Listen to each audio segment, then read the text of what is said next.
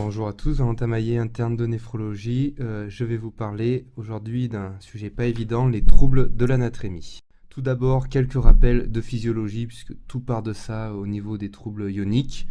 Comme vous le savez, le corps est constitué à 60% d'eau, 40% se situant dans les cellules, 20% en extracellulaire, lui-même divisé à 5% dans les vaisseaux et à 15% dans l'interstitium. Entre les deux, on retrouve une membrane semi-perméable qui laisse passer l'eau, mais pas les différents éléments. Ainsi, l'équilibre entre les deux facteurs se fait via l'osmolarité, qui est idem dans les deux à 285 milliosmoles par litre. En cas de modification d'un des deux secteurs, on retrouve une différence d'osmolarité, donc un passage d'eau de l'un vers l'autre, pour retrouver un équilibre de concentration.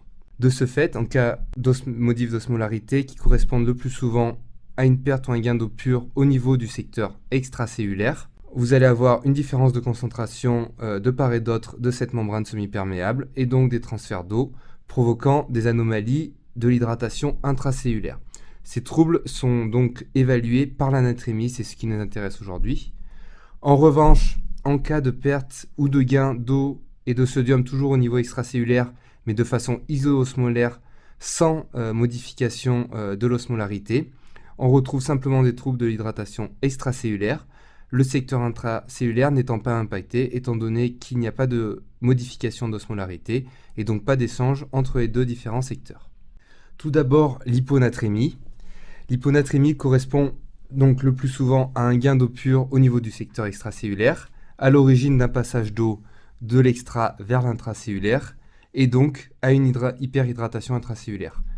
La clinique est assez aspécifique, on retrouve des troubles neurologiques totalement aspécifiques, convulsions, nausées, asthénie, troubles de la conscience, etc. Un signe peut-être un peu plus spécifique est le dégoût de l'eau. En schéma, ça donne ça. Vous avez initialement dans le secteur extracellulaire une concentration en sodium qui est plus faible due à un apport en eau supérieur. Votre corps réagit en faisant un transfert d'eau pure, sans sodium, du secteur extracellulaire vers le secteur intracellulaire. Et de ce fait, vous vous retrouvez avec un secteur intracellulaire ayant une quantité d'eau augmentée. En revanche, à ce moment-là, l'osmolarité des secteurs extra- et intracellulaires est redevenue identique. Les principales causes sont représentées aux ingestions d'eau supérieures aux capacités d'excrétion. En temps normal, vous pouvez boire autant d'eau que vous voulez. Votre rein est capable de diluer les urines pour éliminer cet excès d'eau jusqu'à une osmolarité urinaire d'environ 60 milliosmoles par litre. En deçà, le rein n'arrive plus à excréter l'eau en excès et l'eau est donc stockée à l'intérieur de l'organisme et ne peut pas être éliminée. Les deux principales causes, c'est la potomanie. Il faut généralement des quantités d'eau supérieures à 10 litres par jour ingérées pour avoir une hyponatrémie apparaissant au bilan. Et peut-être moins connu, le tea and toast syndrome, qui correspond simplement à une prise d'eau trop importante avec des apports nutritifs très faibles. Effectivement, vous amenez très peu d'osmol via votre alimentation si vous mangez quasiment rien. Et donc votre rein ne pourra pas diluer les urines s'il n'y a pas d'osmol active à ce niveau-là. On estime que chez quelqu'un qui ne mange quasiment rien, il suffit de 2 ou 3 litres d'eau pure absorbée pour être en hyponatrémie. La deuxième cause correspond au défaut rénal d'excrétion qu'on retrouve principalement en cas d'insuffisance rénale chronique avancée, mais aussi en cas de syndrome néphrotique ou d'insuffisance cardiaque. Dans ce cas-là, tout simplement, le rein est trop fatigué, trop abîmé et n'est pas capable de diluer ses urines. Vous vous retrouvez donc avec un excédent d'eau intracorporel et donc extracellulaire dans les vaisseaux. Enfin, on retrouve les hypersécrétions d'ADH. L'ADH est l'hormone antidiurétique qui est sécrétée au niveau hypothalamo-hypophysaire et qui agit au niveau du tube collecteur. Quand elle se fixe à ses récepteurs, elle provoque une réabsorption d'eau libre au niveau du tube collecteur et donc une diminution de l'excrétion urinaire d'eau libre et une augmentation de l'eau libre en intravasculaire. Il y a deux cas de figure, soit en cas de déshydratation extracellulaire, votre corps réagit entre guillemets normalement en hypersécrétant de l'ADH et donc en réabsorbant de l'eau pour éviter toute déshydratation extracellulaire. Et en cas de syndrome inapproprié d'excrétion de l'ADH, c'est le fameux SIADH dont vous entendez souvent parler, qui a des causes multiples. Les principales à retenir, à mon avis, sont les affections pulmonaires, qu'elles soient cancéreuses ou infectieuses, les atteintes du système nerveux central et notamment, bien évidemment, celles atteignant l'axe hypothalamo-hypophysaire. De nouveau, ça peut être soit des cancers, soit des infections, les méningites. Et une autre cause très fréquente sont les médicaments. Il est impossible de retenir tous les médicaments pourvoyeurs de SIADH, mais simplement retenir que tous les traitements psychiatriques sont très à risque.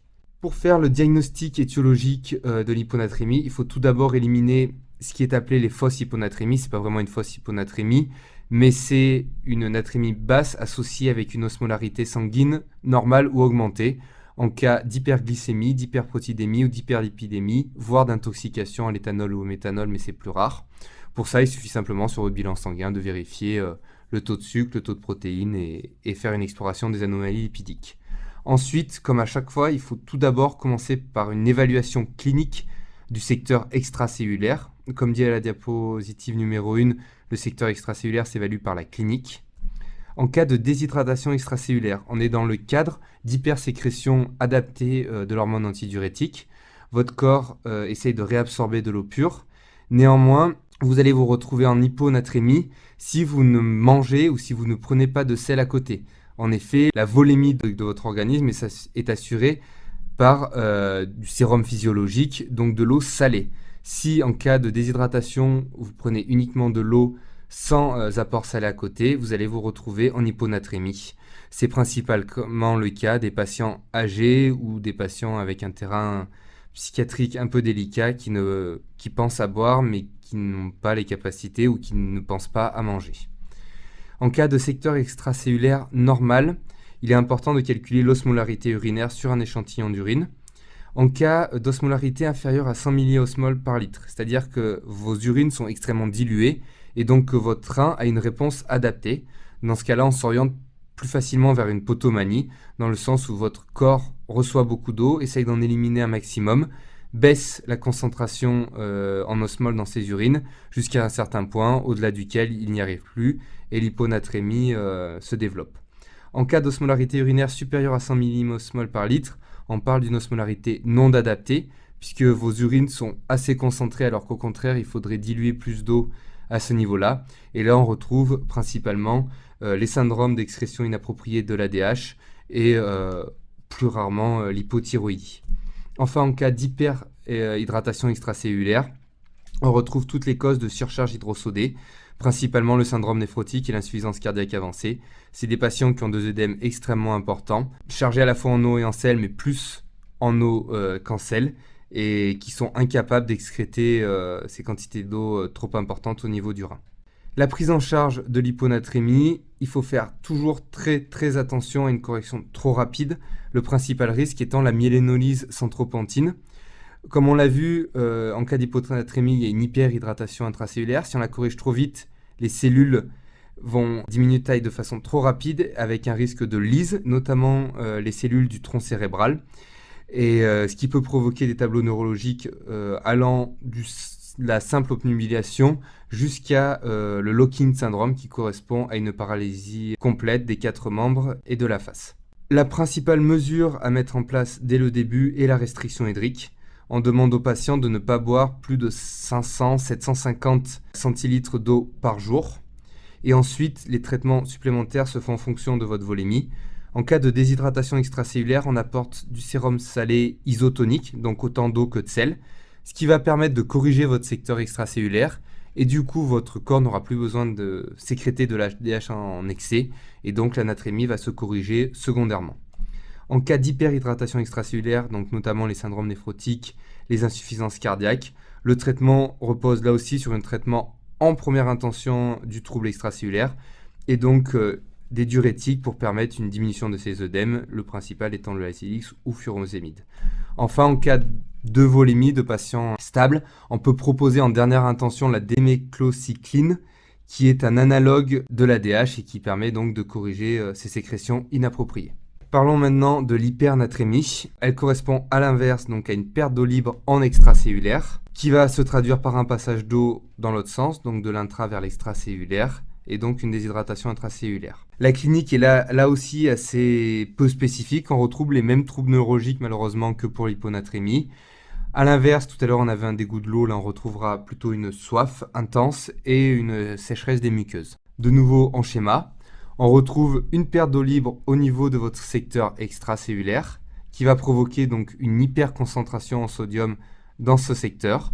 Votre corps réagit en faisant passer de l'eau libre de l'intra vers l'extracellulaire et vous retrouvez donc avec un secteur intracellulaire diminué mais avec une concentration en sodium et donc en osmol identique des deux côtés. Les étiologies sont là aussi à différencier en fonction de votre secteur extracellulaire.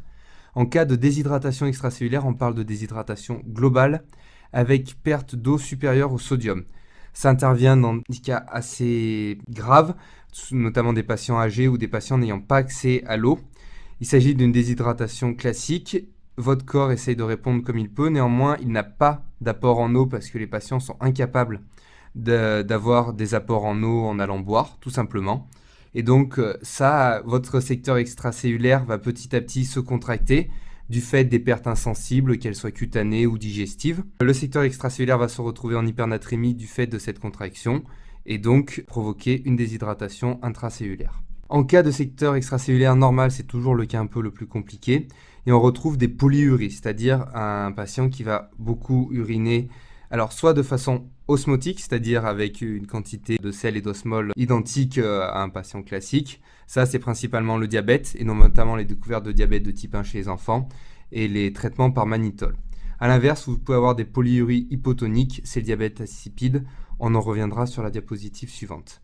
Pour faire la différence entre les deux, il suffit simplement de calculer l'osmolarité dans les urines et dans le plasma. En cas de polyurie osmotique, elle est supérieure ou égale à 1. En cas de polyurie hypotonique, elle est inférieure à 1. Enfin, le dernier tableau qui est rare, c'est les tableaux d'hyperhydratation extracellulaire associés à une déshydratation intracellulaire.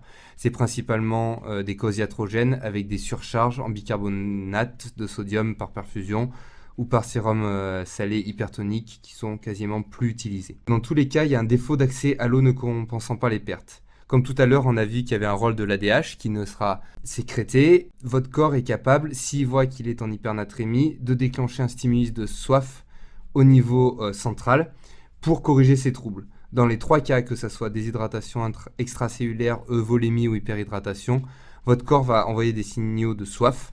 C'est seulement une fois que vous n'aurez pas répondu à ces signaux que vous développerez l'hypernatrémie.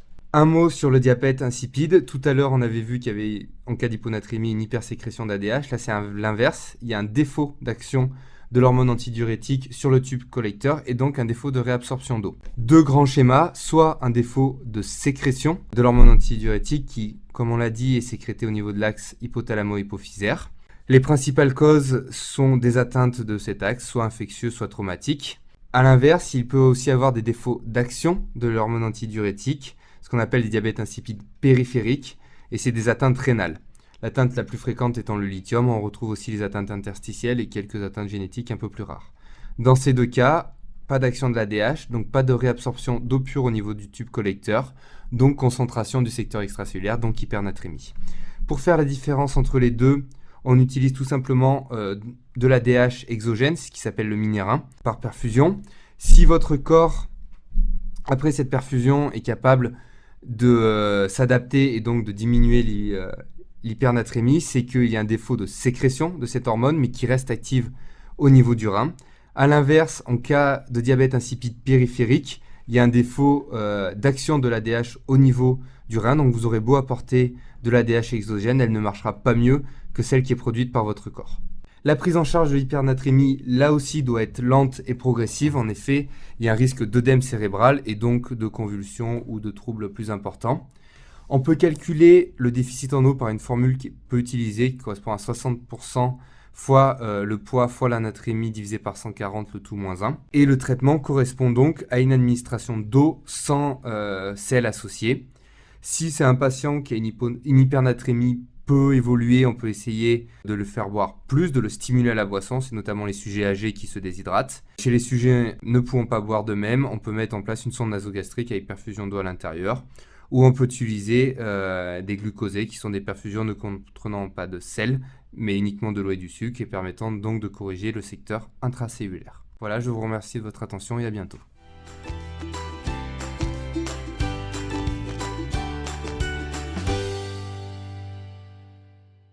N'hésitez pas et nous tâcherons d'y répondre. Merci et à bientôt.